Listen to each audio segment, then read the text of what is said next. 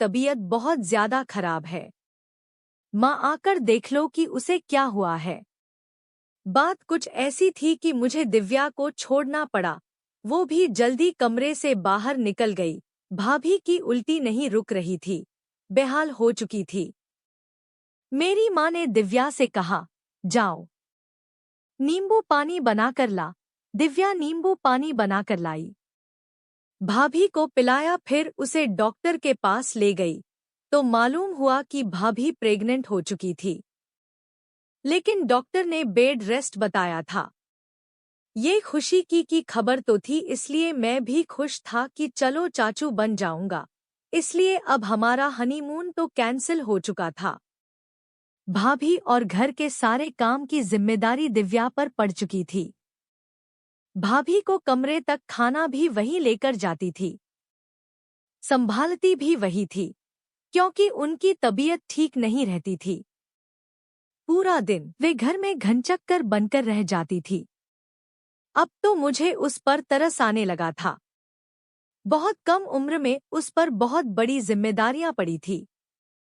फिर उस पर मेरा उसके साथ विवाद भी अच्छा नहीं था। मुझे खुद पर भी अफसोस होने लगा। बेचारी थक जाती थी, फिर उसे सोफे पर सोना पड़ता था। एक दिन मैंने उसे कहा कि देखो, मैं तुम्हें कुछ भी नहीं कहूंगा, मैं तुम्हें मैं हाथ तक नहीं लगाऊंगा, लेकिन प्लीज बेड पर आराम से सो जाया करो, मैं तुम्हें कुछ नहीं कहूंगा। तो दिव्या कहने लगी, लाइट तो बंद नहीं करोगे? मैंने कहा, नहीं करूंगा लाइट बंद। उसके बाद से मैं किचन में भी उसके साथ काम में मदद करवा देता था। एक दिन मैंने उसे कहा, मुझसे दोस्ती करोगी? दिव्या कहने लगी, नहीं, मुझे आपसे दोस्ती नहीं करनी। आप अच्छे इंसान नहीं हैं। मैंने कहा, क्यों? मैं क्यों अच्छा इंसान नहीं हूँ? अब तो मैं तुम्हारी हेल्प करता हूँ।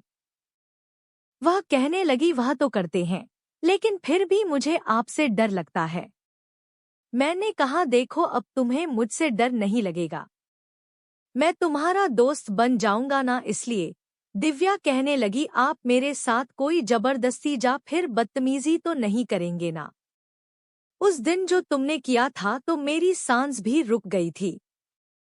मैंने कहा, अब मैं तुम्हें हाथ भी नहीं लगाऊंगा, तुम बस मुझसे दोस्ती कर लो। जब तक तुम नहीं चाहोगी मैं तुम्हारे करीब भी नहीं आऊंगा। वो मेरी बात मान गई। अब वो मुझसे बातें करने लगी। अब तो बहुत हंसी मजाक भी कर जाती थी, मौज मस्ती भी हो जाती थी। रात को जब सारे काम से घिरी होती तो मैं उसे मोटरसाइकिल पर बाहर ले जाकर उसे आइसक्रीम भी खिलाकर लाता। काफी अच्छी लड़की थी। मैं अब मान चुका था कि अनजाने में मैं उसके साथ गलत कर बैठा था। 9 महीने का टाइम भी बीत गया था। भाभी को एक बार बहुत दर्द उठा।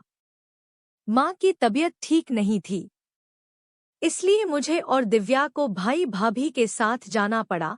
हम दोनों बहुत इंतजार में थे। देखो क्या होता है, बेटा या बेटी। लेकिन जब डॉक्टर ने बाहर आकर हमें एक ऐसी खबर सुनाई कि हमारे कदमों के नीचे से जमीन निकल गई। वे कहने लगे, मिस्टर सतीश आपका बेटा हुआ है, लेकिन आपकी पत्नी को हम नहीं बचा सके।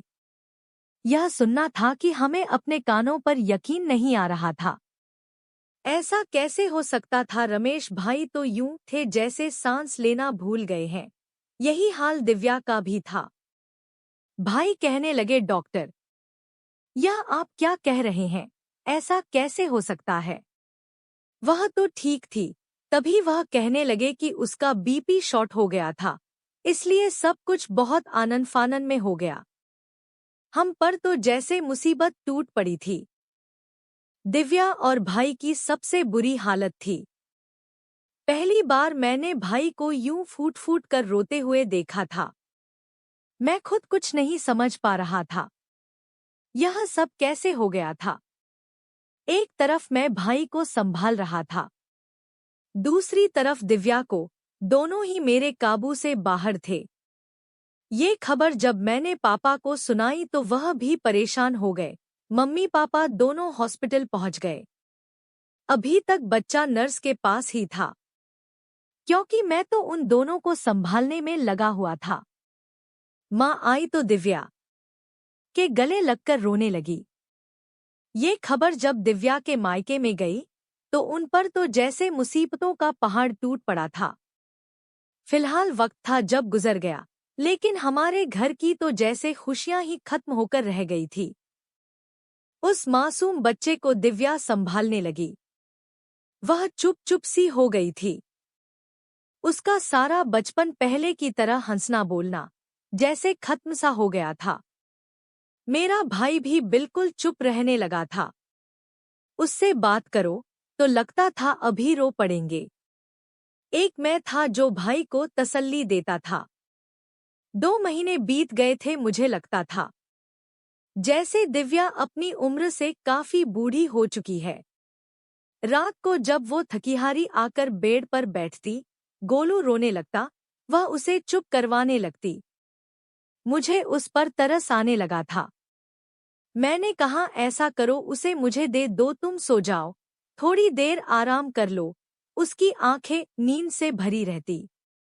वह कहने लगती, गोलू आपसे चुप नहीं रहेगा, मेरे पास ही ज्यादा रहता है। मैंने कहा मैं उसको पकड़ लूंगा। इसी तरह 1 साल का वक्त भी बीत गया और मैं दिव्या के लिए तरसता रहता था। लेकिन दिव्या को तो घर से फुर्सत नहीं मिलती थी। वे सभी घर को संभाल रही थी। ऐसे में दिव्या के मायके में एक और मुसीबत आन पड़ी थी। दिव्या का बड़ा बहनोई जो कि एक कार हादसे में उसकी मौत हो गई थी। वह सभी वहां पर चले गए और रोने पीटने लगे। एक ही साल में दिव्या के मायके में 2 मौत हो गई थी और यह किसी से बर्दाश्त नहीं हो रहा था। बहुत जल्द उसकी बड़ी बहन को उसके ससुराल वालों ने उसको मायके भेज दिया था और कहा कि हम इसका खर्चा नहीं उठा पाएंगे। इसी तरह मेरे घर वाले और दिव्या के घर वाले एक साथ इकट्ठे हुए और सतीश भाई की शादी दिव्या की विधवा बहन से करा दी गई। विधवा बहन के 2 बच्चे भी थे। हमने उस बच्चे को भी अपना लिया था। इस तरह दिव्या मेरे करीब और आ गई, क्योंकि ये आइडिया मैंने ही दिया था।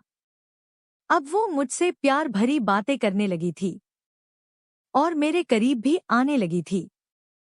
अब बहुत समझदार हो गई थी और जज्बातों को भी समझने लगी थी और वो भी मुझसे प्यार भरी बातें करने लगी थी।